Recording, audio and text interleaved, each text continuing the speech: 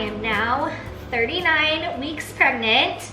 So today I have on some maternity biker shorts. So they come all the way up over my belly. I'm renting them from Nuuly, of course.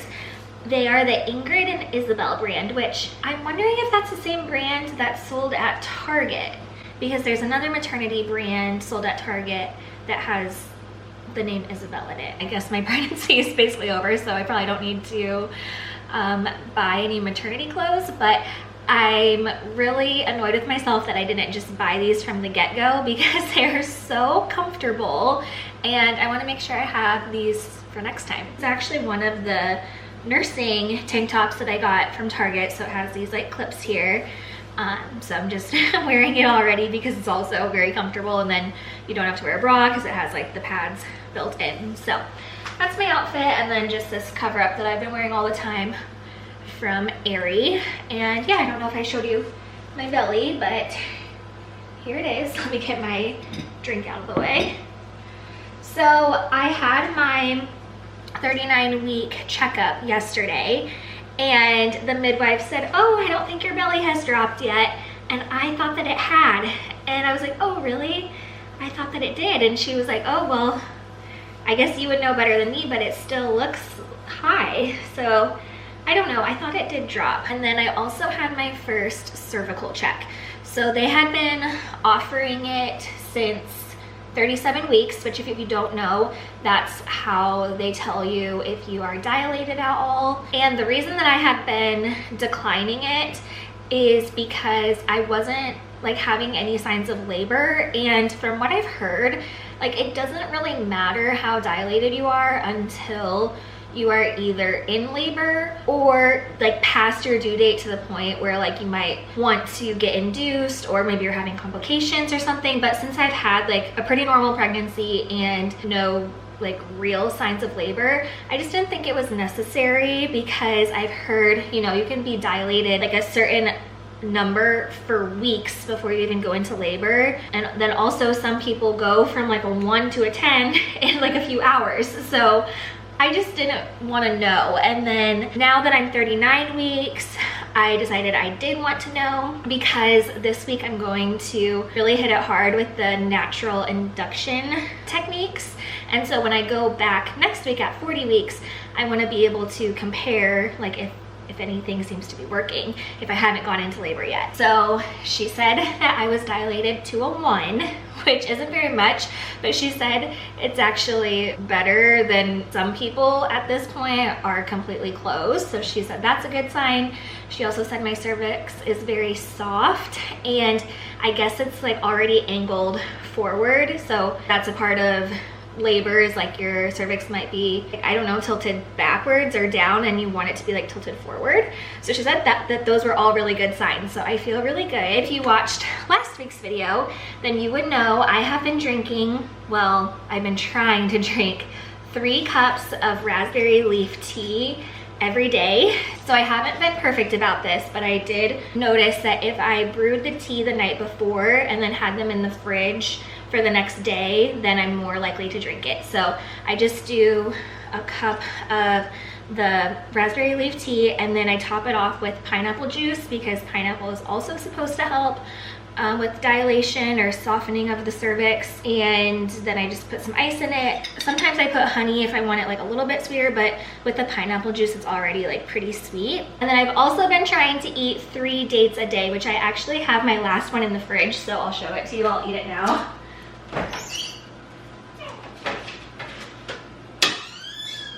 Okay, so I made these dates filled with peanut butter and dipped in chocolate, and they're really good.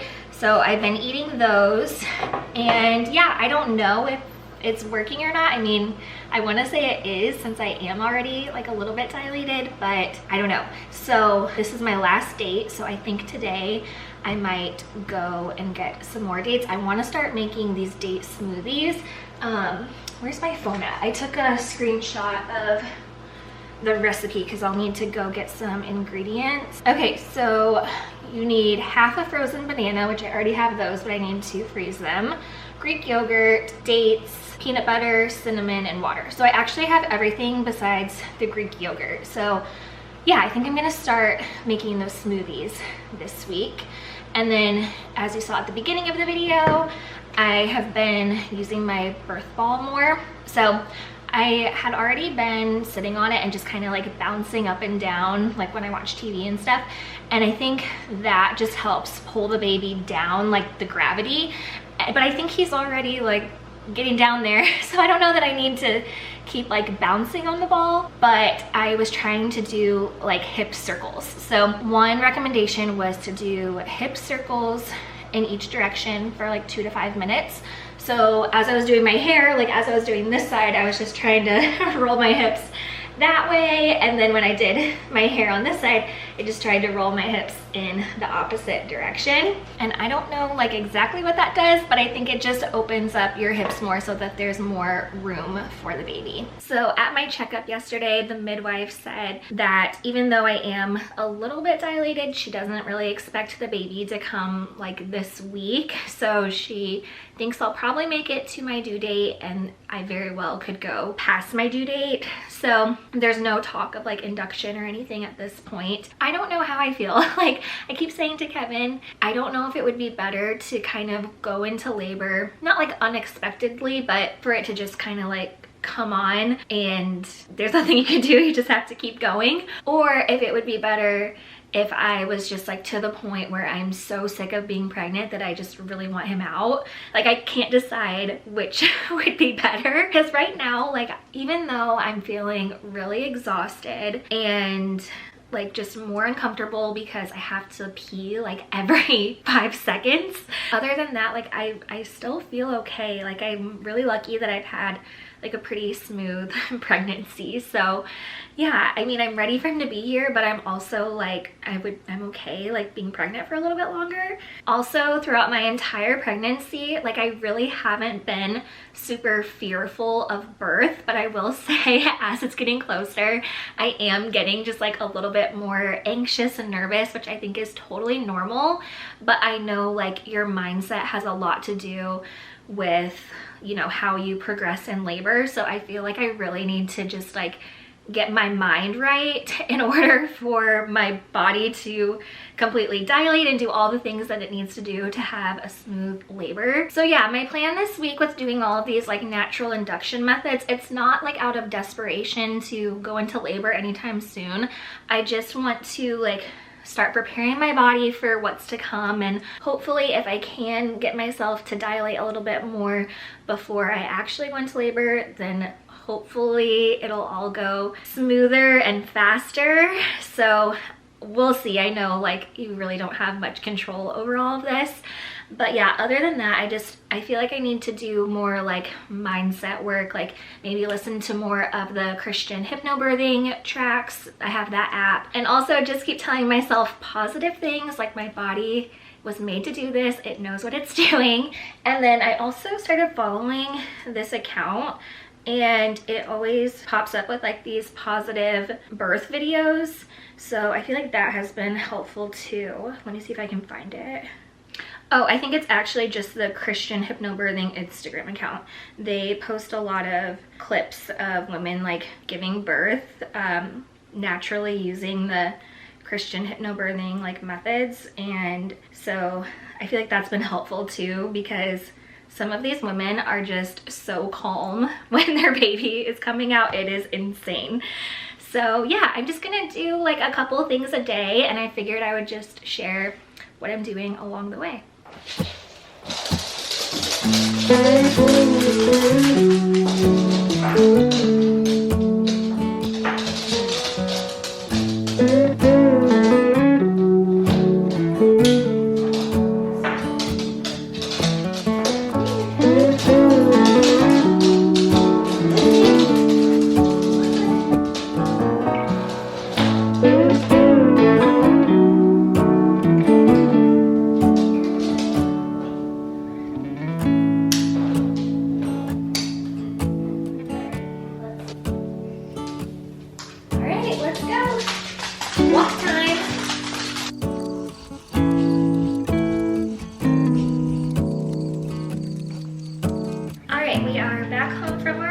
Harvey's eating his food, so sorry if you can hear the chomping. But Honestly, I have not been great about walking and staying super active during my pregnancy. I thought I would be someone who tried to exercise regularly and stuff, but I just have not. I think for one, in the beginning, when I was doing the progesterone injections, like I was so sore, like in my butt and my legs, that was just like the last thing I wanted to do. I could barely like sit up straight, let alone exercise. And then like my feet have been so swollen, and it hasn't been something that I've kept up with. But now that I'm in my last couple weeks, I am trying to be more active. So we just went on a short little walk. Honestly, it makes me like a little bit nervous walking them while I'm pregnant. I mean, Harvey, our golden, he's a really good walker, and I could honestly walk him not on the leash. He's a really good listener. Lucy, on the other hand, is very stubborn. She has to smell everything. She pulls really hard, and especially if there's like other dogs. So it just kind of like makes me nervous. So I have to time it right where I know there won't be many people out. And also we just did a short one, so it was fine. But another thing that you can do is something called curb walking, which I wasn't gonna do that by myself and with the dogs, but basically what it is walking with one foot like in the street and then one foot on the curb. So you're kind of like off balance a little bit, and I think that just helps get the baby down into place. But if you don't want to do that, you could just get a step stool, and then you can just like do this at home, which this one seems kind of like high. I don't know if the height matters or not, but yeah, you just kind of do this. So I might start doing this every night too. And then another thing that I saw you could do is lunges, which that just seems like a lot of activity for me for one day. So I think this is probably all that I'll do today, and then maybe tomorrow we'll try some new techniques.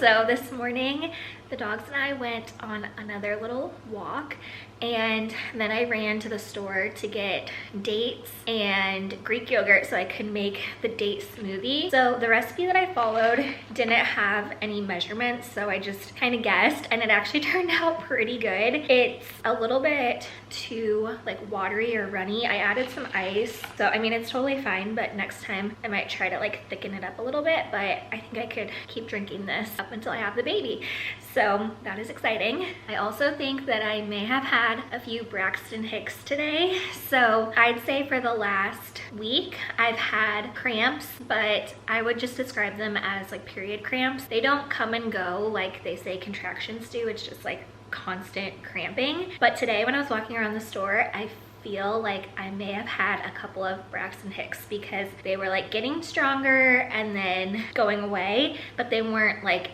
consistent or anything. I might have had like 2 or 3, so that's exciting. I feel like that is making progress towards actually going into labor. I know you can have Braxton Hicks for weeks before anything actually happens, but yeah, it's just so thrilling every day. It's like, am I gonna have a baby today?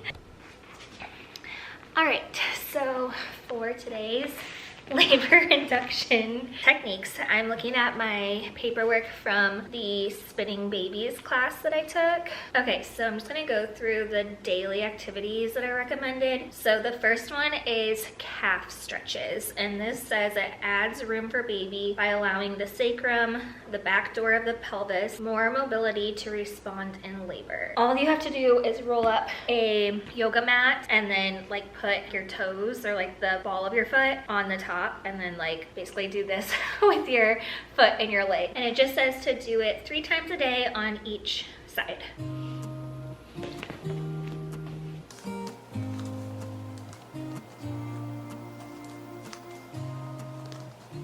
Okay, so surprisingly, those calf stretches actually felt really good, and I wish I would have been doing those throughout my entire pregnancy, but definitely going to do those every day until I have the baby. The next thing on the list are squats. This helps lengthen your pelvic floor muscles so the baby has room to rotate and come through during birth, and then it can also build muscle endurance if you need to be like squatting while having your baby. So it's best to do this with a partner. So the way we practiced it in the class was I would like cross my hands like this and hold on to Kevin's hands and then do the squat that way. But since he's not home, I'm just gonna do it with the back of the couch, and hopefully I don't like hit my head on here. Okay, and then it says to try to hold the squat for a minute and do it 3 times a day, 2 to 5 times each. All right, let's see if I can do this.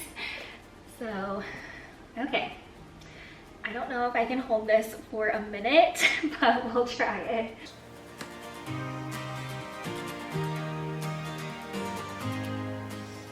Okay, yeah, I am very weak and this is not fun. So I'm gonna do one more short one and then we're gonna move on from this one. Okay, maybe we'll do that one again later. Maybe not. The next one are forward lunges. So these help lengthen the muscles coming over the front of your pelvis. Okay, this probably isn't like the best way to do this, but I don't have a lot of room right here, so we're just gonna go with it. I have no idea if I'm doing this one right.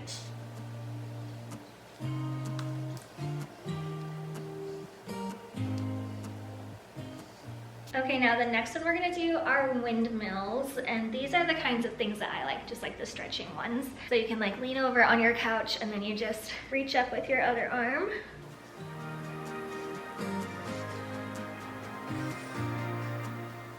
Okay, the next one on this list is ball squeezes, which I'm not gonna do because I don't have the right size ball, but you basically need a 9-inch ball and then you put it between your knees and like squeeze and release with like breathing techniques, but we're gonna skip that one. And then the next one is pelvic tilts, which is basically like cat-cow.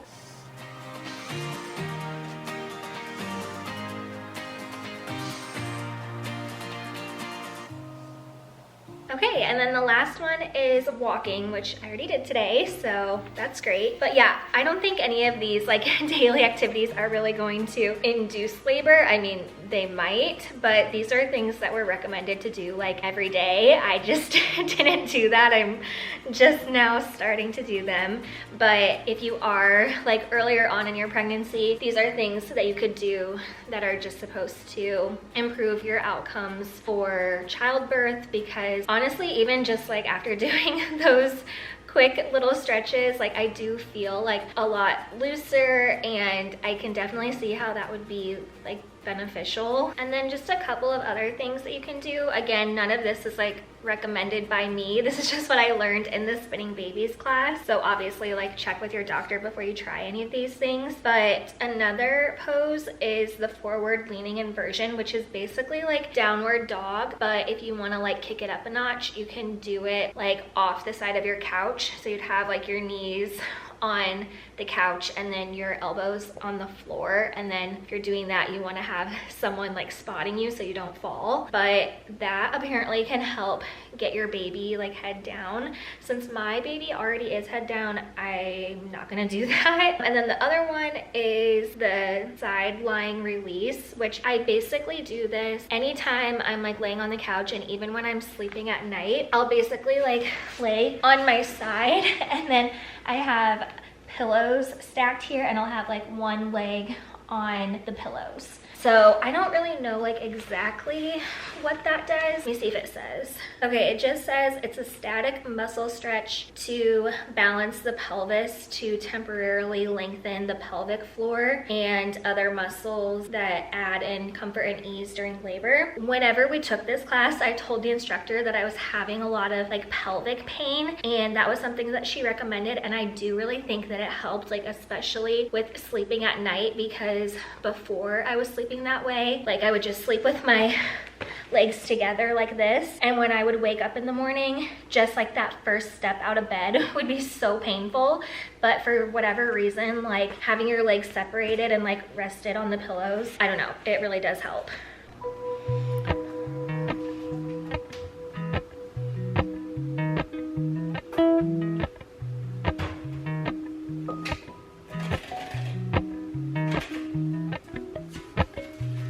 Appalachian sunrise meets my skin. Even with my eyes still closed, feel it coming. Golden, I'll follow only golden. Golden, golden things.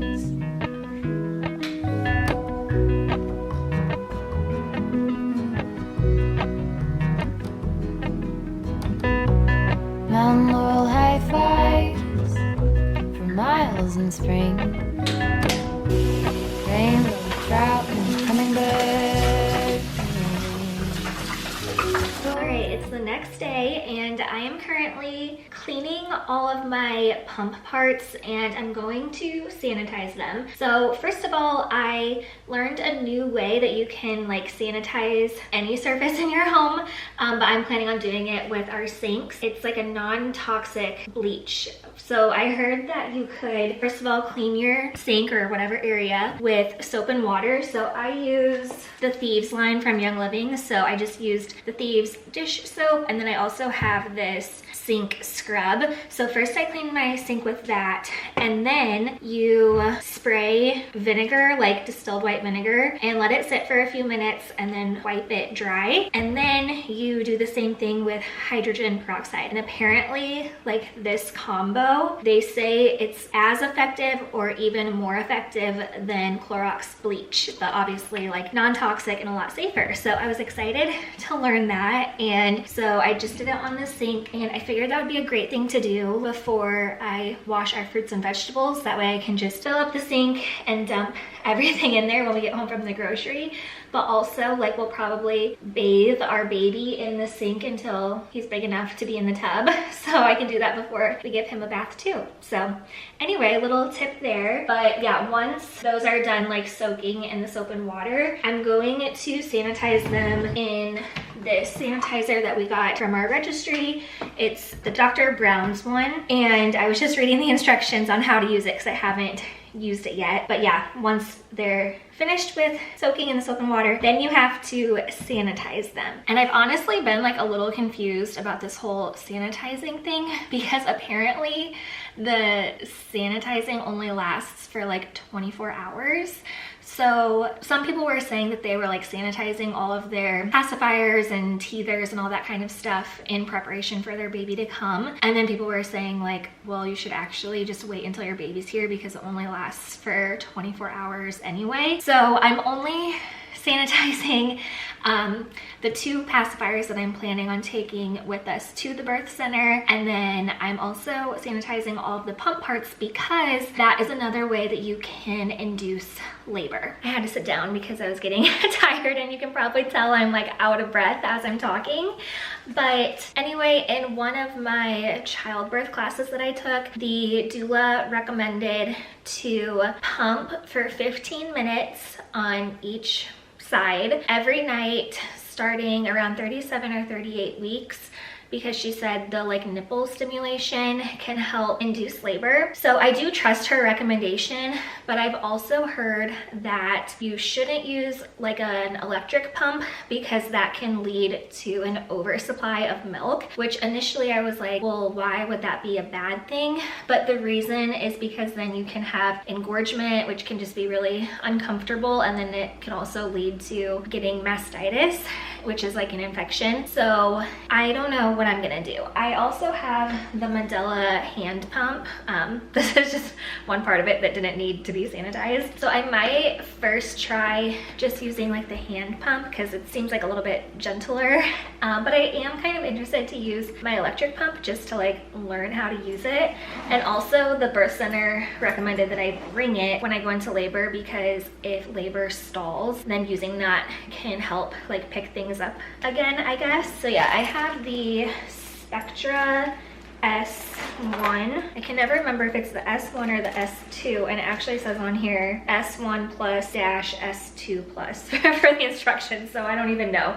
But I have the blue one. There's a blue one and a pink one. And this is the bag that I got from Amazon. So the actual pump just like fits right here in the side, and then on the inside I can fit all of the bottles and extra pieces, and then I have a bunch of snacks in here. So since I'm gonna take this whole bag with me to the birth center, I wanted like some labor snacks in there, and then I also figured it would be a good idea just to have like some breastfeeding snacks to keep in this bag so everything is all together. So then I also asked my midwife if I do this pumping thing to help induce labor, am I going to get any milk?